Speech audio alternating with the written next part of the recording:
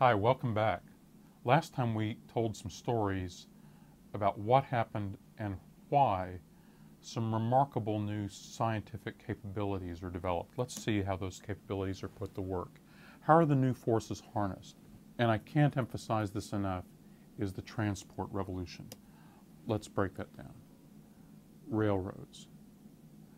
Railroads allow you to move overland. They allow you to carry cargo overland.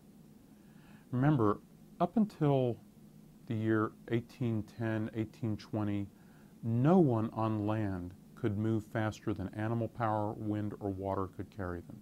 Basically, nothing on land, or for that matter, nothing on water, moved faster than, about 10 miles per hour. And to carry cargo, like anything really heavy on land, extremely expensive to do more than for a distance of 30, 40, 50 miles. You know, just the size of wagons, the number of animals that would be needed to pull the wagon. So you relied on rivers, lakes, things like that. The railroad just changes all of that. It allows you to have overland transportation. And imagine the feelings of people who for the first time get into a conveyance and they're going 20 miles per hour, 30 miles per hour. People thought they were going to die from the shock. No one in all of human history had ever moved this quickly, and they're experiencing it for the first time. Here's a really interesting painting that captures the spirit of this. It's by the British artist J.M.W. Turner, painted in 1844. It's called Rain, Steam, and Speed.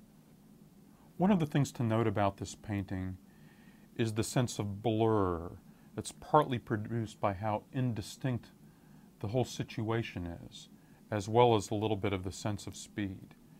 You see the train, it's crossing a new bridge.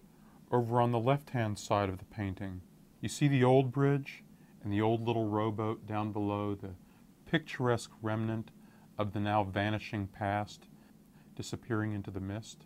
Let's look back at another part of the painting. Just look at the way Turner has chosen to portray the new steam engine. It's really a surrealistic image.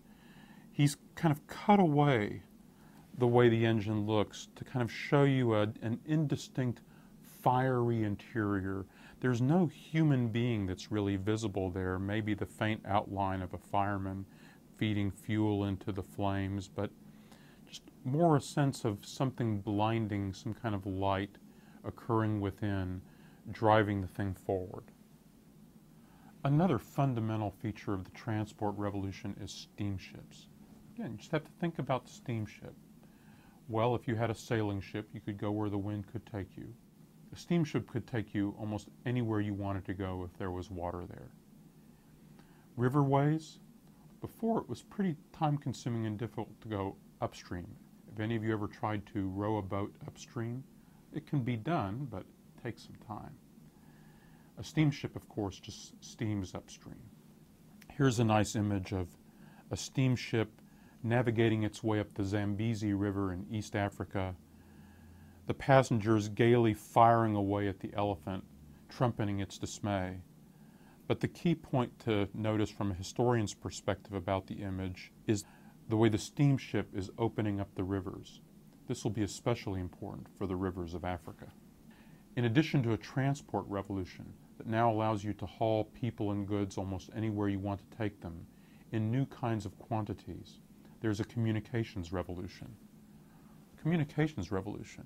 Of course, trains, steamships, they help. But so does electricity. Think about it. The telegraph.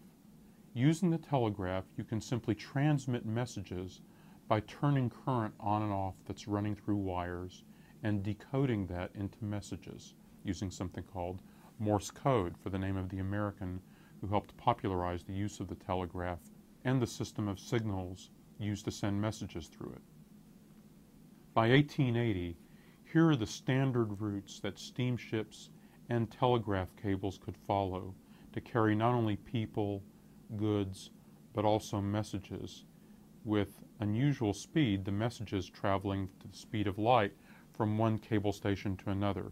The cables are in the light blue. You can see how they skip from point to point. from telegraph station to telegraph station, but going at the speed of electricity, instead of messages taking weeks or months to reach their destination and weeks or months to gain a reply, now messages could travel in hours, minutes, seconds, once the lines had been built. The telegraph is already in widespread use by the middle of the 1800s, and it will soon be followed in the latter part of the 1800s by the development of telephones, actual voice communication through wires. Here is one of the early telephone exchanges in the late 1800s, in which you would contact an operator and ask the operator to connect you to someone else's wire, and then she would do that. That was why they were called a telephone exchange. The operators were usually women, hired in part because women were more likely to be polite to the people calling on the phone. And of course, these steam engines could be of enormous use in factories. Now it's not just a matter of messing with cotton yarn. You're using engines to create machine tools that build other machines. In other words, you're creating an age of machines, machines of many, many kinds, harnessing fossil fuel power, not natural power. So one machine might have the power that earlier was reserved to 1,000 horses, 2,000 horses. Indeed, to express this conversion ratio, people would talk about hundreds of horsepower. So here we have the picture of industrializing Britain already by 1850. In purple you can see the coal fields. The main point of the map is to give you a sense of how close many of the key industries are either to port facilities or to coal fields. For instance, the major cotton mills that are becoming the heart of the textile industry for the entire world are centered right here, with the mills in turn supplied by the fuel they can get from coal fields here, or in Wales. Britain and places like France, Germany, and others on the continent were literally becoming the power sources for a whole new age of industry. So the next step is to see what all these new capabilities produce. Once these forces are harnessed, a whole new situation presents itself in which new problems arise, new opportunities arise. Next time we'll see how people cope.